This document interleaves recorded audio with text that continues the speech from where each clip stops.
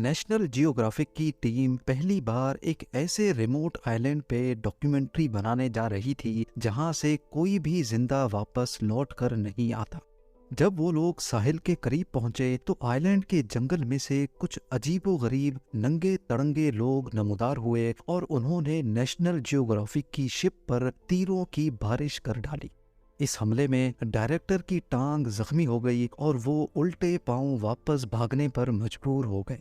ये आइलैंड कौन सा है और इतनी जदीद टेक्नोलॉजी के बावजूद भी आज तक हम इंसान यहाँ क्यों नहीं जा पाते? नाजरीन, इंडिया के ईस्ट में करीब 1400 किलोमीटर दूर अंडमान आइलैंड्स मौजूद है। ये इंडियन टेरिटरी का ही हिस्सा है जहाँ पर कई छोटे बड़े गांव मौजूद हैं। मैप पर देखा जाए तो अंडमान आइलैंड्स में सबसे ज्यादा आबादी वाला शहर पोर्ट ब्लेयर नजर आता है, जहाँ पर एयरपोर्ट भी मौजूद है। ये एयरपोर्ट ही है जो अंडमान आइलैंड्स को पूरी दुनिया से कनेक्ट करने में बहुत इम्पोर्टेंट पार्ट प्ले करता है। रोजाना दुनिया भर के जहाज यहाँ लैंड करते हैं। लेकिन हैरत की बात यह है कि इतनी चहल पहल वाले शहर से सिर्फ 50 किलोमीटर दूर एक ऐसा आइलैंड है जहाँ इंसानों की वो सिविलाइजेशन बसती है जिन्होंने अपनी अलग दुनिया बसा रखी है। नॉर्थ सेंटिनल आइलैंड के नाम से पहचाना जाने वाला ये आइलैंड सिर्फ 50 स्क्वायर किलोमीटर बड़ा है, जिसको पूरी तरह से घने दरख्तों ने छुपा रखा है। यही वजह है कि ना ही सैटेलाइट और ना ही किसी ड्रोन से इसके अंदर देखा जा सकता है। इस आइलैंड पर कौन सा कबीला रहता है और इसके अंदर ऐसा क्या राज छुपा है, ये आज तक कोई नहीं जान पाया। हिस्ट्री में कई बार यहाँ जाने की कोशिश की जा चुकी है, लेकिन ये कबीला किसी भी आउटसाइडर को किसी सूरत बर्दाश्त नहीं करता। ये लोग तैश में आ जाते हैं, तीर बरसाते हैं और जान लेना तो इनके लिए कोई मायने ही नहीं रखता। ऐसा माना जाता है कि इन्होंने दुनिया के अंदर दुनिया बसा रखी है, जहाँ ये हजारों सालों से रहते आए हैं। पोर्ट ब्लेयर की मॉडर्न सिटी से सिर्फ 50 किलोमीटर दूर इस आइलैंड पे आज भी शायद स्टोन एज चल रही है। लेकिन आखिर ऐसा क्यों है? ये लोग बाहर की दुनिया से कोई राब्ता क्यों रखना नहीं चाहते? ये सब समझने के लिए हमें नॉर्थ सेंटिनल आइलैंड के इतिहास में झांकना पड़ेगा। सदियों से ये माना जा रहा है कि नॉर्थ सेंटिनल आइलैंड्स पे रहने वाला कबीला ह्यूमन सिविलाइजेशन का वो ग्रोह है जो हमसे किसी दौर में बिछड़ गया था। 26,000 साल पहले समंदर का लेवल बहुत कम हुआ करता था। तब ये आइलैंड नहीं बल्कि एशियन कॉन्टिनेंट का हिस्सा हुआ करता था। ग्लोबल वार्मिंग की वजह से समंदरों का लेवल बढ़ता गया और तभी अंडमान और नॉर्थ सेंटिनल का ताल्लुक हमारी दुनिया से खत्म हो गया और वो एक आइलैंड बनकर रह गए। इसके बाद दुनिया एक के बाद एक तरक्की करती गई, लेकिन इन आइलैंड्स पे रहने वाले लोगों के लिए यही इनकी दुनिया थी। हमें तो इनकी दुनिया के बारे में तब मालूम पड़ा जब ईयर 1789 में एक ब्रिटिश शिप अंडमान आइलैंड्स पे आ पहुंची। लेकिन उन्होंने नॉर्थ सेंटिनल आइलैंड्स को विजिट नहीं किया क्योंकि ये एक छोटा सा आइलैंड है और शायद उनकी नज़र में इसकी कोई स्ट्रेटेजिक वैल्यू नहीं थी, एटलीस्ट अगले 78 सालों तक। ईयर 1867 में जब इंडिया पर ब्रिटिश राज था, तब उनकी एक शिप इंडियन कोस्ट से अंडमान आइलैंड्स जा रही थी, तो रास्ते में नॉर्थ सेंटिनल आइलैंड्स के करीब वो खराब हो गई। इस शिप में 106 ब्रिटिश और इंडियंस मौजूद थे। उन्होंने समझा कि ये आइलैंड बयाबान है और यहाँ शायद कोई नहीं रहता, लेकिन उनकी ये सोच कुछ ही लम्हे में बदलने वाली थी। रेस्क्यू के इंतजार में इन्होंने कुछ दिन यहीं पर पनाह लेने का फैसला किया। तीसरे दिन आइलैंड पे छुपे कबीले ने इन पर तीरों से हमला कर दिया। कई लोग मारे गए और कई को रॉयल नेवी ने रेस्क्यू कर लिया। नॉर्थ सेंटिनल आइलैंड्स के साथ ये दुनिया का पहला कांटेक्ट था जो खून खराबे पे आकर खत्म हुआ था। अगले 13 सालों तक किसी ने भी वापस यहाँ लौटने की हिम्मत नहीं की। फिर ईयर 1880 में एक ब्रिटिश लॉर्ड को अंडमान आइलैंड्स का क्राउन एडमिनिस्ट्रेटर बनाकर भेजा गया। इनका नाम मॉरिस विडाल पोर्टमैन था और इन्होंने नॉर्थ सेंटिनल आइलैंड पे जाने का फैसला किया क्योंकि पोर्टमैन वो सारा एरिया खुद देखना चाहते थे जिसके वो क्राउन एडमिनिस्ट्रेटर बनकर आए थे। उनका प्लान था कि वो कबीले के चंद लोगों को किडनैप करके उनको अंडमान आइलैंड्स लेकर आएंगे। उनका ठीक से ख्याल रखेंगे और फिर एक अच्छे पैगाम के साथ, अच्छे मैसेज के साथ उनको वापस भेजेंगे। शायद इससे वो खोए हुए कबीले से अच्छा कांटेक्ट बना सकें, उनको ये एहसास दिला सकें कि वो भी हमारी तरह के ही इंसान हैं। पोर्टमैन नॉर्थ सेंटिनल आइलैंड गए और कई दिन तक कबीले से छुपने में कामयाब रहे। फिर उनको यहाँ एक फैमिली नजर आई जिसमें एक कपल और उनके 4 बच्चे थे। पोर्टमैन ने उस फैमिली को किडनैप किया और उनको एंडमान आइलैंड्स पे लेकर आ गए। नॉर्थ सेंटिनल आइलैंड की हिस्ट्री में पहली बार इनका बाहर की दुनिया से कांटेक्ट हुआ था। दुनिया में फैली कई बीमारियां इनकी बॉडी के लिए बिल्कुल नई थी। बड़ी एज वाला कपल इन बीमारियों की लपेट में आ गया और जिंदगी की बाजी हार गया। क्राउन एडमिनिस्ट्रेटर पोर्टमैन को बड़ा अफसोस हुआ क्योंकि उसको अपना प्लान फेल होता दिखाई दे रहा था। उन्होंने 4 बच्चों को गिफ्ट्स दिए और उनको वापस नॉर्थ सेंटिनल आइलैंड्स भेज दिया। पोर्टमैन ने अपनी डायरी में लिखा कि हमारा मिशन फेल हो गया है, हमने सेंटिनल्स के दिल में मजीद खौफ डाल दिया है और ये बेहतर होगा कि उनको अकेला छोड़ दिया जाए। अब ये भी पॉसिबल है कि लौटने वाले बच्चों ने कबीले के मजीद लोगों में बाहर का वायरस फैला दिया हो, जिससे वहाँ और भी लोग मारे गए हों। और ये भी हो सकता है कि उन्होंने अपने माँ बाप की मौत का जिम्मेदार हमें ठहरा दिया हो।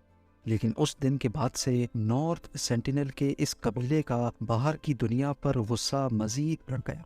अगली कई दहाइयों तक कोई गलती से भी नॉर्थ सेंटिनल आइलैंड जाता तो उसको कबीला मारकर उसकी लाश को साहिल पे ही लटका देता था, जो इस बात का सीधा साधा इशारा था कि हमारे पास आने की गलती भी मत करना। 1947 में जब इंडिया आज़ाद हुआ तो बंटवारे में अंडमान आइलैंड्स तक का सारा एरिया इंडिया के हिस्से में आ गया। यहाँ रहने और बसने वाले तमाम लोग अब इंडियंस कहलाए जाने लगे, जिसमें नॉर्थ सेंटिनल आइलैंड वाला कबीला भी शामिल था। बेशक इस कबीले को तो ये मालूम भी नहीं था कि इंडिया क्या है। इंडियन गवर्नमेंट ने फैसला किया कि इस नाराज कबीले से एक पीसफुल कांटेक्ट किया जाए। 1967 में एक इंडियन एंथ्रोपोलॉजिस्ट त्रिलोकनाथ पंडित ने ये काम अपने सर लिया। वो आइलैंड के गिर्द बोट में चक्कर काटते और गिफ्ट्स फेंकते जाते। वो और कुछ नहीं बल्कि सिर्फ इस कबीले का दिल जीतना चाहते थे। 1974 में नेशनल जियोग्राफिक ने आइलैंड पर एक डॉक्यूमेंट्री बनाना चाहिए जिसका नाम man in search of man रखा गया। इनकी टीम एक बड़ी बोट में सवार थी जिसमें सिक्योरिटी गार्ड्स, फिल्म क्रू और त्रिलोकनाथ पंडित भी शामिल थे। उनका ख्याल था कि वो आइलैंड के और ज्यादा करीब जाकर गिफ्ट्स रखेंगे जो लहरों पे तैरकर साहिल पे पहुंच जाएंगे। पहले वो कबीले का भरोसा जीतेंगे और फिर डॉक्यूमेंट्री की शूटिंग भी करेंगे। वो 3 दिनों तक गिफ्ट्स फेंकते रहे, लेकिन जब वो साहिल के करीब गए तो उनका प्लान बुरी तरह से फेल हो गया। कबीले के फाइटर्स ने उनके सामने गिफ्ट्स तोड़ दिए और तीरों की बारिश कर डाली, जिसमें से एक तीर सीधा डायरेक्टर की टांग पर आकर लगा। नेशनल जियोग्राफिक की टीम ने शूटिंग कैंसिल कर दी और उनके पास उल्टे पांव भागने के सिवा कोई ऑप्शन नहीं था। आइलैंड के अंदर की कुछ फुटेजेस वो दूर से ही रिकॉर्ड करने में कामयाब हुए थे और ये नॉर्थ सेंटिनल आइलैंड्स की पहली और आखिरी फुटेज है। नेशनल जियोग्राफिक ने तो अपना मिशन कैंसिल कर दिया, लेकिन हेड एंथ्रोपोलॉजिस्ट पंडित यहाँ फिर भी आते रहते और कबीले को दूर से ही गिफ्ट्स देकर वापस चले जाते। कई सालों के बाद आखिरकार एक दिन वो कबीले से दोस्ताना कांटेक्ट बनाने में कामयाब हो गए। उन्होंने कई फोटोग्राफ्स भी कैप्चर की जिसमें कबीले के लोगों को गिफ्ट्स लेते भी देखा गया। पंडित ने अपनी जूनियर एंथ्रोपोलॉजिस्ट मधुमाला को भी इस मिशन पे लगा लिया, जिनको भी कबीले के साथ फ्रेंडली माहौल में देखा जा सकता है। कई सालों तक ये फ्रेंडली माहौल चलता रहा, लेकिन फिर 1981 में एक शिप आइलैंड पे आकर फंस गई। ये पनामा में रजिस्टर्ड MV प्रिमरोज शिप थी। इसमें 30 लोग सवार थे जो रेस्क्यू का वेट करने लगे। कई दिनों के बाद उन्होंने नोटिस किया कि 50 से ज्यादा लोग आइलैंड से निकलकर उनकी तरफ तीर फेंक रहे हैं। उन्होंने अपनी कंपनी से इमरजेंसी कांटेक्ट किया और हेलीकॉप्टर की मदद से उनको वहां से एयरलिफ्ट कर लिया गया। उनकी शिप आज भी नॉर्थ सेंटिनल आइलैंड के साहिल पे मौजूद है, जिसको गूगल अर्थ पे देखा जा सकता है। एक बात तो क्लियर है कि किसी भी रीजन की वजह से नॉर्थ सेंटिनल आइलैंड के लोग अगर किसी पे रहम दिल रहे हैं तो वो हैं त्रिलोकनाथ पंडित और उनकी जूनियर मधुमाला। लेकिन जब पंडित रिटायर हुए तो इंडियन गवर्नमेंट ने सेंटिनल आइलैंड के तमाम फ्यूचर विजिट्स कैंसिल कर दिए और आइलैंड को सीन कर दिया गया। तब से लेकर इसके गिर्द इंडियन नेवी की शिप्स पेट्रोल करती हैं। किसी को भी किसी भी वजह से यहाँ जाने की परमिशन नहीं है। लेकिन बात यहाँ खत्म नहीं हुई। 2006 में 2 मछेरे गलती से इस आइलैंड पे जा पहुंचे। उस एरिया में जो दूसरे मछेरे फिशिंग कर रहे थे उन्होंने देखा कि कबीले के चंद लोगों ने दोनों मछेरों को उनकी आंखों के सामने मार डाला और उनकी बॉडीज को बीच के किनारे लटका दिया। इस वाक़े के 12 सालों तक किसी ने भी नॉर्थ सेंटिनल आइलैंड पर जाने की हिम्मत नहीं की। लेकिन फिर 2018 में अमेरिका से ताल्लुक़ रखने वाले 26 साला जॉन एलन ने यहाँ छुप छुप कर जाने का फैसला किया। जॉन फ्लाइट पे अंडमान आइलैंड पहुंचे और कुछ मछेरों को रिश्वत देकर जबरदस्ती उनको नॉर्थ सेंटिनल आइलैंड जाने पर मजबूर किया। वो यहाँ एक अलग ही मिशन पे गए थे। उनका मिशन कबीले को क्रिश्चियन धर्म का मैसेज देना था। जैसे तैसे करके वो आइलैंड तो पहुंच गए, लेकिन बदकिस्मती से उनको भी मार दिया गया। जॉन समेत आज तक पता नहीं कितनी बॉडीज नॉर्थ सेंटिनल आइलैंड्स पर मौजूद हैं जिनको वापस नहीं लाया जा सकता। इंडियन सरकार ने इस कबीले को खुली छूट दे रखी है कि वो जो चाहे अपने आइलैंड पर कर सकते हैं और बाहर की दुनिया पर पाबंदी लगा रखी है कि वो इस आइलैंड के 10 किलोमीटर के रेडियस में भी नहीं जा सकते।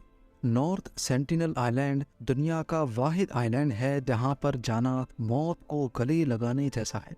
यहाँ रहने वाले लोग वाकई अकेले रहना चाहते हैं या फिर ये लोग अपने आइलैंड पर मौजूद किसी बहुत बड़े राज को हमसे छुपा रहे हैं। ये आज तक एक मिस्ट्री बनी हुई है।